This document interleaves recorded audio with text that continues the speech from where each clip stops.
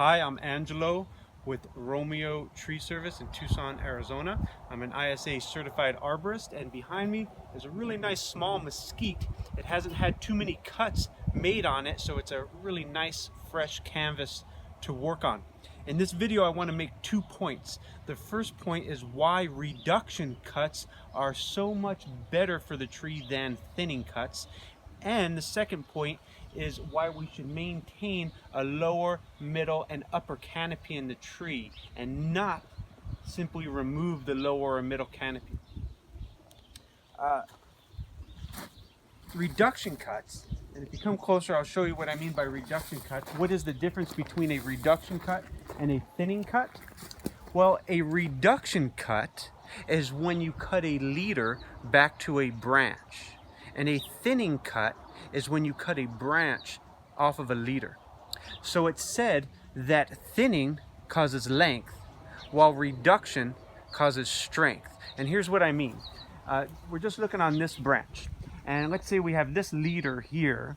We can see that this leader has these 3 branches, 1, 2, and 3 growing off of it. We know that these 3 branches are branches growing off of this leader because they have what's called a branch collar on them. If we take any of these branches off of the leader, that is considered a thinning cut, and it causes fast growing length, which creates leverage and possible breakage. However, a reduction cut, which is significantly better than a thinning cut, is when we take the leader back to a branch. So in this particular case, we can take it here, or we can take it right here, or we could take it right here. We'd like to try to keep the branch that we bring the leader back to at least 1/3 the diameter of the leader we're removing. So this would be acceptable because this diameter is 3 times greater than the diameter of this branch. So this is a big enough branch to bring that back to. The second point I'd like to make is maintaining all 3 canopies of the tree. Sometimes you might see around town mesquites and palo verdes that have a very thick upper canopy but have no lower or middle canopy. Keep in mind that the tree's 3 canopies are needed for different levels of light.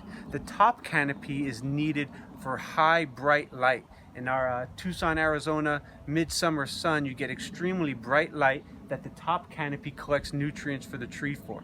While the lower canopy and more shade is better suited for collecting nutrients for the tree in lower light conditions like dawn or dusk or cloud cover. And when you remove the lower and middle canopy, you're basically taking away the tree's ability to collect nutrients in low light conditions.